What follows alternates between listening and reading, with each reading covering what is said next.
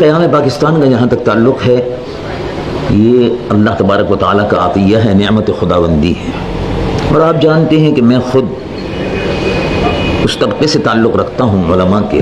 خادم ہوں، علماء کا میرے اس طبقے سے، اور یا جس جماعت سے تعلق رکھتا ہوں جمعیت علماء پاکستان، یہ وہ لوگ تھے کہ جو قائد اعظم کی قابل فخر قیادت میں جمعیت علماء پاکستان کے جو علماء تھے ہر اول دستے کا کردار ادا کیا، اور دو قومی نظریے پر ہم علماء جو ہیں وہ غیر متزلزل یقین رکھتے تھے۔ اور ہندوستان میں بر صغیر میں جب یہ تحریک چلی تو اس دو قومی نظریے کی بنیاد پر قائد اعظم کی قابل فخر قیادت میں اس جد و جہد میں علماء اور مشائخ وہ شامل تھے، اور الحمدللہ ہم اللہ کا شکر ادا کرتے ہیں کہ اس قافلے میں شامل تھے، ہمارے بزرگ بھی شامل تھے، اور میں بھی اس زمانے میں تقریباً 19-20 سال کا تھا، اب 70 سال 71 سال ہو گئے، بلکہ ہوتا رہا۔ بیسک پرنسپل کمیٹی کی رپورٹ آ رہی ہے، فلاں کی رپورٹ آ رہی ہے، چلیے اب آ رہی ہے، جب آ رہی ہے تب آ رہی ہے، 50 گزرا، لیکن اس زمانے میں مشکلات بے حد تھی، مہاجرین کی آمد تھی، خزانہ خالی تھا، ہندوستان نے 55 کروڑ روپیہ جو اس کو دینا تھا ہمارے حصے کا تھا وہ روک لیا تھا، اور ظاہر ہے ہندو پر کبھی اعتبار نہیں کیا جا سکتا، تو لیکن بہرحال وہ ہوا، وہ پیسہ روک لیا، کوئی چیز ہم کو ملی نہیں،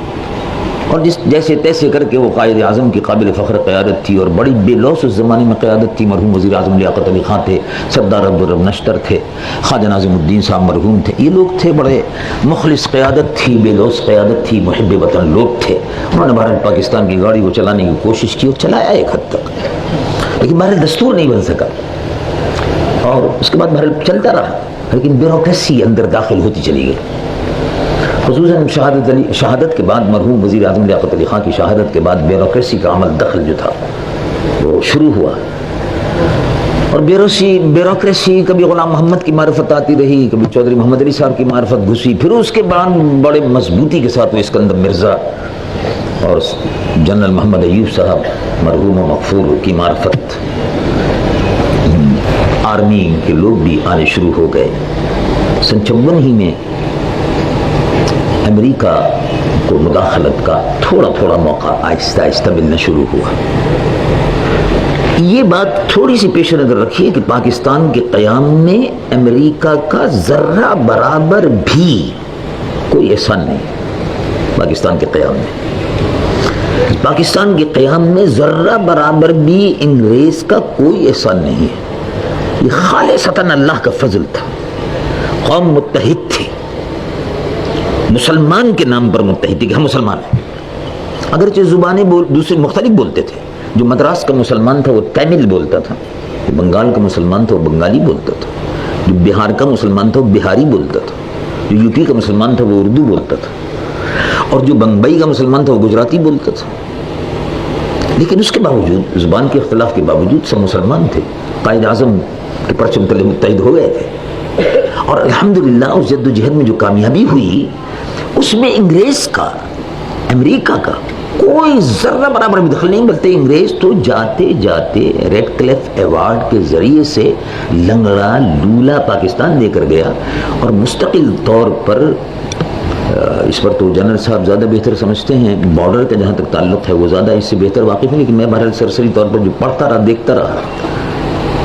ہندوستان کو ریڈ کلف ایوارڈ نے پیسج دیا باقاعدہ کشمیر تک پہنچنے کے لیے۔ ریڈ کلف ایوارڈ بہت بڑی سازش تھی، اور اس کو پیسج مل گیا، گرداسپور کو تقسیم کیا گیا، گرداسپور ڈسٹرکٹ کو تقسیم کیا گیا تحصیل وائز، اور اس سے ظاہر جو نقصان پہنچنا تھا وہ پہنچا، اور کشمیر کو کے لیے رستہ ہندوستان کو مل گیا، اور جو ریڈ کلف ایوارڈ کا خمیازہ آج تک ہم یہ قوم بھگت رہی ہے۔ انگریز یہ مسئلہ کشمیر کا کھڑا کر کے گیا، اور ظاہر امریکہ کی تائید اس میں شامل حال تھی، یہ ہمارے سازشی رہے ہیں، انگریز اور امریکن یعنی عیسائی اور یہودی اور ہنود، یہ ٹرائکا ہے، یہ ہمیشہ آپ کے خلاف سازشیں کرے گا، اور کبھی بھی وہ پنپنے نہیں دے گا آپ کو، یہ شروع سے یہی ہوتا آ رہا ہے، جنگ صلیب و ہلال ہو، بیت المقدس کی سرزمین پر لڑی گئی ہو، دمشق میں لڑی گئی ہو، یرموک میں لڑی گئی ہو، تبوک میں لڑی گئی ہو، سید العالمین حضور پرنور محمد رسول اللہ صلی اللہ علیہ وسلم کے عہد اقدس میں 2 سپر پاور تھی، یہ آپ کے علم میں ہے۔ ایک تھی ایرانین امپائر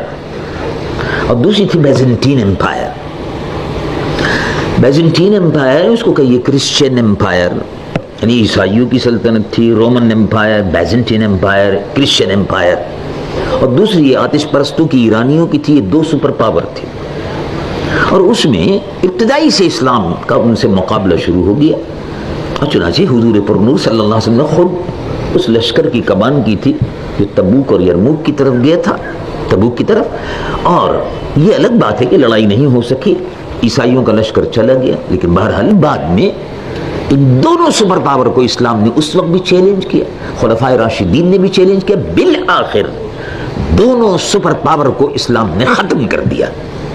تو کسی سپر پاور سے اصل میں مسلمان کو ڈرنا نہیں چاہیے تھا۔ ریاست مدینہ جو تھی اس کی بنیاد اسی پر رکھی گئی تھی کہ سپریم کوئی نہیں، سپر پاور کوئی نہیں، اگر سپر پاور ہے اللہ رب العالمین جل جلالہ۔ یہ تھا وہ عقیدہ جس کے لیے کام ہوا۔ امریکہ سن 1956 تک یہاں امریکہ کی کسی قسم کی بظاہر کوئی مداخلت نہیں تھی، لیکن بعد میں معاہدات شروع ہوئے، اس لیے کہ اوپر جو حکومتیں بیٹھی ہوئی تھی وہ غیر نمائندہ تھی، نمائندہ حکومتیں نہیں تھی، اور ان میں سے وہ جذبہ جو تھا وطن عزیز کے تحفظ کا وہ ختم ہو گیا تھا تقریباً، میں سمجھتا ہوں۔ اسی لیے انہوں نے سیٹو سینٹو بغداد پیکٹ، آگے چل کر بغداد پیکٹ ہوا۔ سن 54 سے لے کے سن 58 تک یہی تماشا اور کھیل ہوتا رہا، اور اس کے بعد پھر اسکندر مرزا آئے، جنرل محمد ایوب صاحب تشریف لائے، اور اس کے بعد پھر سن 1962 آیا،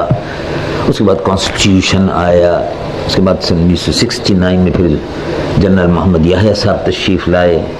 اور اس کے بعد 72 میں جناب ذوالفقار علی بھٹو صاحب تشریف لائے۔ یہ سارے ادوار جو ہیں ان میں اگر آپ دیکھیں تو امریکہ کا عمل دخل، میرا ایک کتاب تھی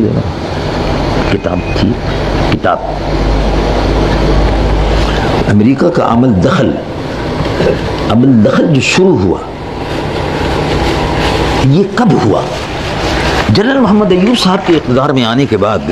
جنرل محمد ایوب صاحب کے اقتدار میں آنے کے بعد جنرل محمد ایوب صاحب نے اقتدار میں آنے کے بعد پاکستان میں بڈیر کے مقام پر امریکہ کو بیس بنانے کی اجازت تھی، امریکہ کا عمل دخل شروع ہو گیا۔ یعنی یہ پشاور کے قریب ہے بڈیر، غالباً اس کو اسی طرح سے کہتے ہیں، ہو سکتا ہے میرا تلفظ غلط ہو، میں گیا بھی ہوں، وہاں سے گزرا بھی ہوں، قریب ہی پشاور سے جب جاتے ہیں تو نظر آتا ہے جی بڑا بیر، بہرحال کیونکہ پشتو لفظ ہے تو بڑا بیر لفظ ہے وہ، اور وہاں بہت بڑا مرکز تھا امریکہ کی جاسوسی کا، امریکن بیس تھی وہ، وہیں سے ہوائی جہاز اڑ کر رشیا کی طرف گیا تھا جاسوسی کے لیے U2، اور پھر اس کو گرایا گیا، اور خروشیف صاحب نے اور دوسرے جو رشین لیڈر تھے انہوں نے وارننگ دی پاکستان کی اینٹ سے اینٹ بجا دیں گے، تو پھر یہاں کپ کپی شروع ہو گئی تھی۔ یہ اصل میں فوجی مداخلت، امریکہ میں اس کا تسلط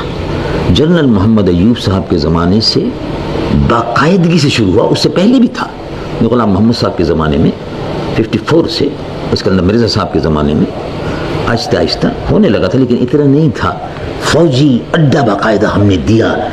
اپنی سرزمین پر ایک غیر ملکی افواج کو، جس غیر ملکی فوج میں یہودی بھی ہیں اور عیسائی بھی، اور آپ ظاہر ہے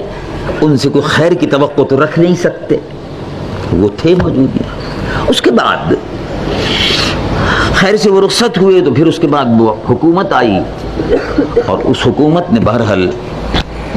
مرحوم ذوالفقار علی بھٹو صاحب کی حکومت نے اپنا دور جس طرح سے گزارا وہ ہمیں اور آپ کو معلوم ہے، ہم تو بہرحال اس زمانے میں حزب اختلاف میں تھے اور قومی اسمبلی کے اندر تھے، وہ ساری صورتحال آپ کے سامنے، اور بہت سے ہمارے ساتھی MNAs یہاں بھی ہیں بیچارے اس زمانے کے، لیکن امریکی مداخلت جو ہے یہ آخری حد تک جو پہنچی ہے، اس میں ہمارے محترم جنرل محمد ضیاء الحق صاحب کا بہت بڑا دخل تھا، اور انہوں نے پاکستان کے دروازے مکمل طور پر کھول دیے۔ اس میں کہا یہ جاتا ہے